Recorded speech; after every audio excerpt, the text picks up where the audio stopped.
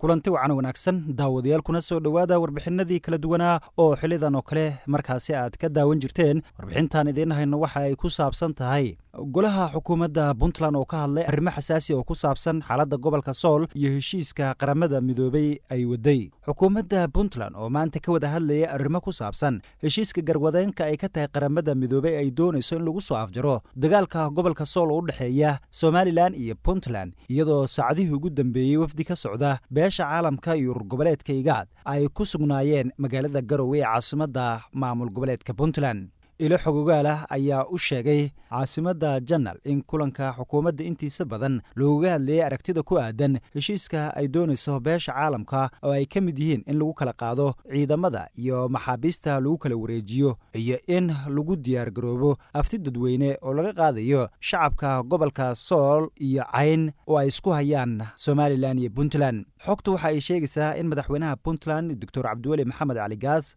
uu shir gudoominayay kulanka oo diiradda lagu saarayay arrimahaasi looga wada hadlay xilli ay jirto kala aragti duwanaansho ay dhinacyadu qabaan. lama oga sida ay yeeli doonaan dadka ku dhaqan gobolada Sool, Sanaag iyo Cayn, isla markaasina ah deegaanada ay ku dagaalamayaan Puntland iyo Somaliland oo isku haya cidda ka talisa gobolka Sool, iyadoona isimada beesha dhulbaante ay magaalada Garowe ay ka sheegeen inaysan marnaba ku qanci doonin wadahadallo la sheegay in ay u bilaabanayaan Puntland iyo Somaliland, isla markaasina ay doonayaan inay dib u xoreeyaan gobolka Sool oo ay sheegeen in uu duulaan ku soo qaaday Muuse Biixi siday hadalka u dhigeen. intaas ayaan daawadayaal ku soo gabagabaynaynaa warbixintii aynu kaga hadlaynay golaha xukuumadda Puntland oo ka hadlay arrimo xasaasi oo ku saabsan xaaladda gobolka Sool iyo heshiiska qaramada midoobay ay waday lagu dhexdhexaadinayay Puntland iyo Somaliland oo isku haya gobolka Sool, gaar ahaan deegaanka Tukaraq. daawadayaasha ku cusub page-keena YouTube channel waxaan ka codsanaynaa inaysan hilmaamin subscribe-ka, like-ga, share-ka si wararkeena iyo warbixinadeenna maalinlaha ah ay ula socdaan insha Allah.